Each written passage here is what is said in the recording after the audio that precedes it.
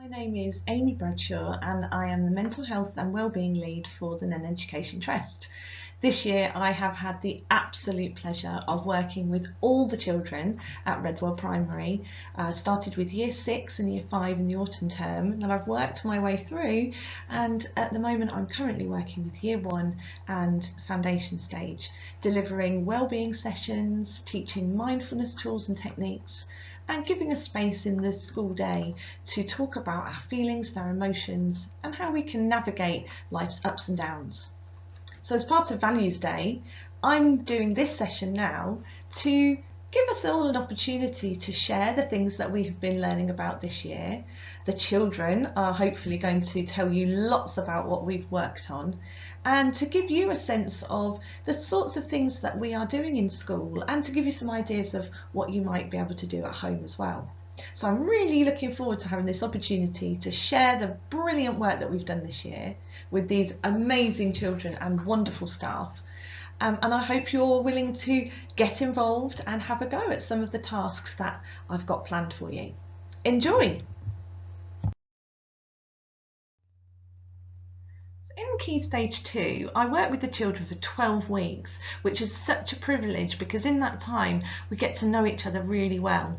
We cover all sorts of aspects to do with our brain, the way our brain behaves, our concentration, our focus, the way we think, the way we are able to navigate difficult times. We understand and we learn about the power of our thoughts, and we even learn about how we relate to other people. And so in that time we also introduce lots of practices, little ways that we can weave mindfulness and general well-being themes into our day. And what's been lovely at Redwell is that the teachers and the students have really taken on board what we talk about in the sessions, and so each week when I come in we had such lovely discussions about how they'd use the learning week on week at home, in school, in their clubs and activities outside of school. And so to see the way it's all been embraced has been an absolute joy. So to get us started, just like we do in the sessions with the children, we want to learn about the 4 parts of the brain that we have talked about in school. So kids, it's over to you. I want you to see if you can remember the 4 parts of the brain that we learnt about. See if you can remember the actions. I'm going to give you a bit of a clue. So see if you can teach your parents those 4 parts of the brain, and see what you can remember about what happens in that part of the brain as well. On the next slide I'm going to pop up some information that might just jog your memory. That's linked to one of the parts of the brain, isn't it? So if you want to pause the video here, or when you click onto the next slide, and have that discussion, that chat about what have we actually learnt about our brain and that neuroscience behind the way that our brain works.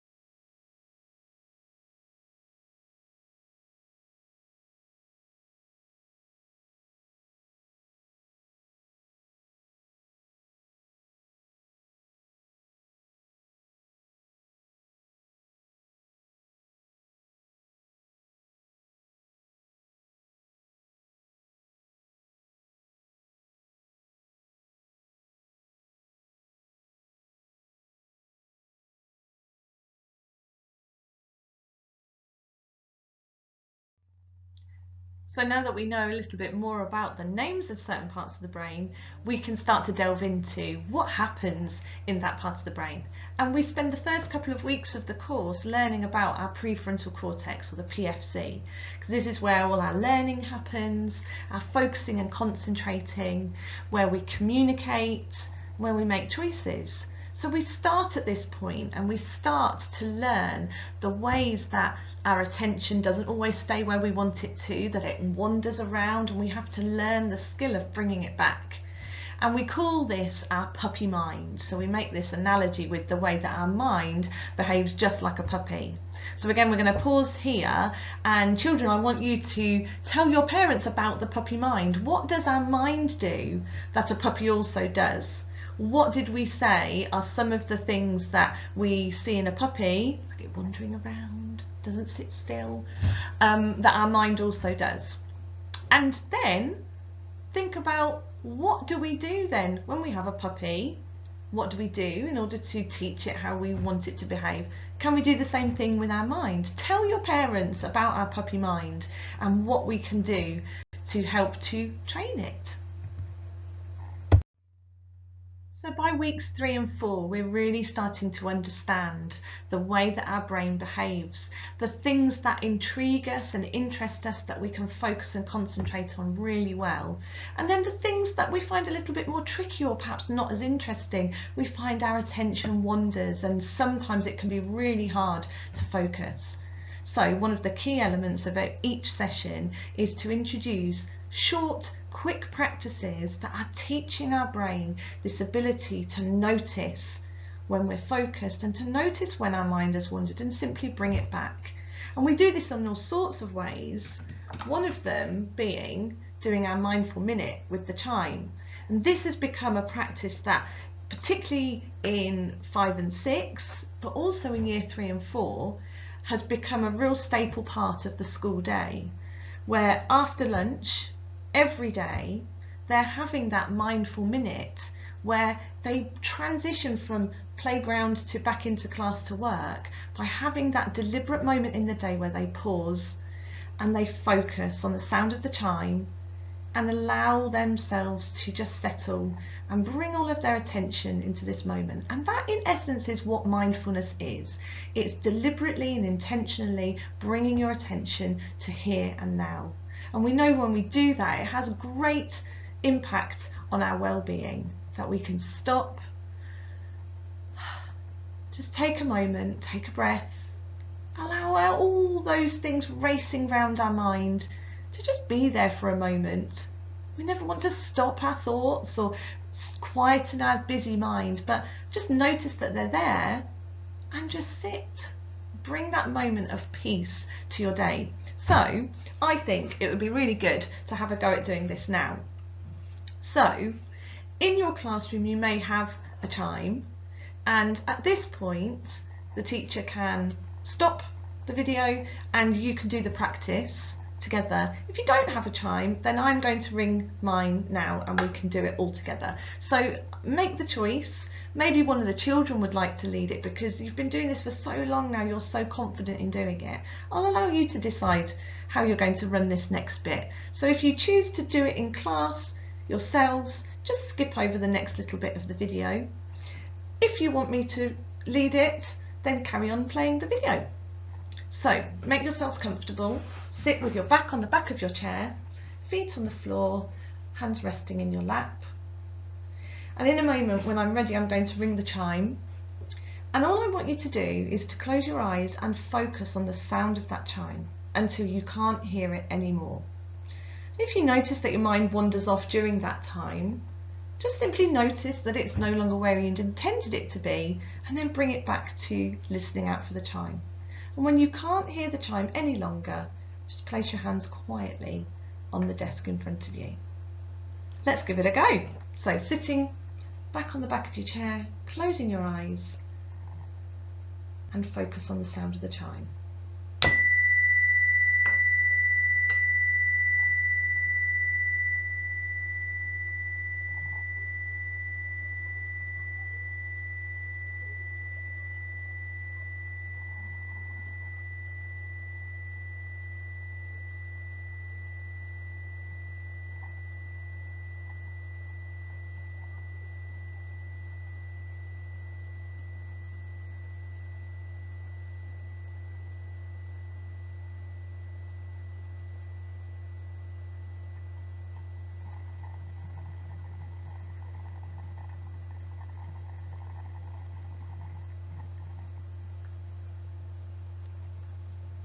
Fantastic. So now that we've finished, just spend a moment or two talking with your child, with your parent or adult that's with you, about what you noticed. How did that feel? Just stopping for a minute and focusing on the sound of that. One of the parts of the course that the children enjoy the most is when we learn about the amygdala. We learn that this is one of the oldest parts of our brain, hasn't changed in all this period of time that humans have been around, because it's there to keep us safe. It's like our alarm system. And we learn about the ways in which our amygdala reacts when our body senses that something isn't quite right. And we go into 3 reactive modes. So kids, tell your grown-ups, what are the 3 ways in which we react?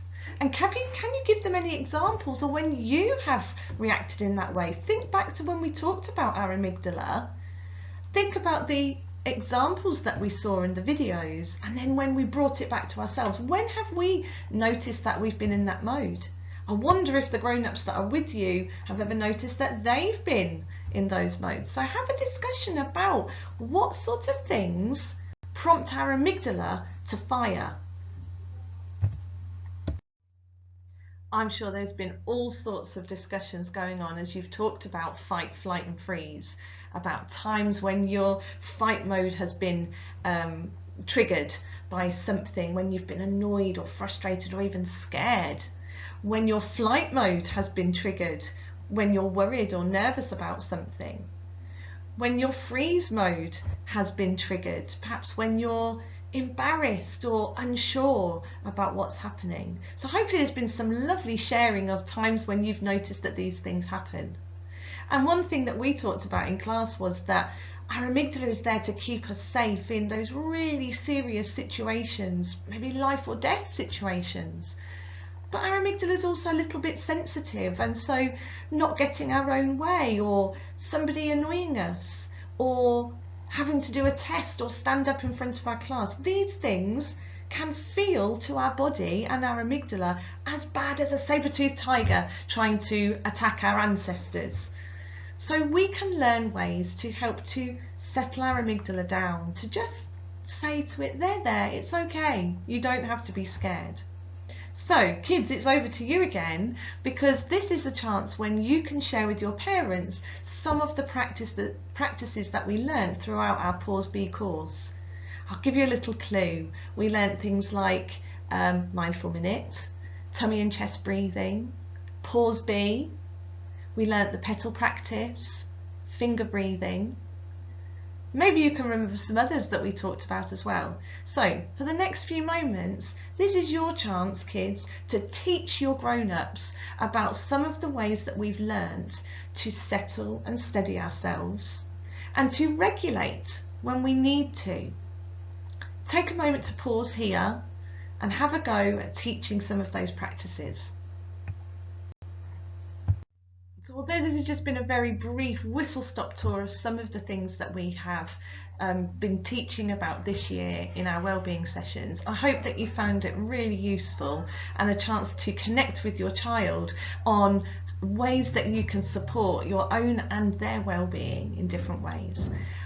If you're interested in finding out more, the Nen Education Trust Wellbeing YouTube channel is available. It has lots of videos full of practices that you can use, like the ones we've just done, other videos with important information on how to find balance and find boundaries. There's even some specifically on there for parents that I made during the pandemic, although they're really relevant still in ways that we can support our own well-being as parents.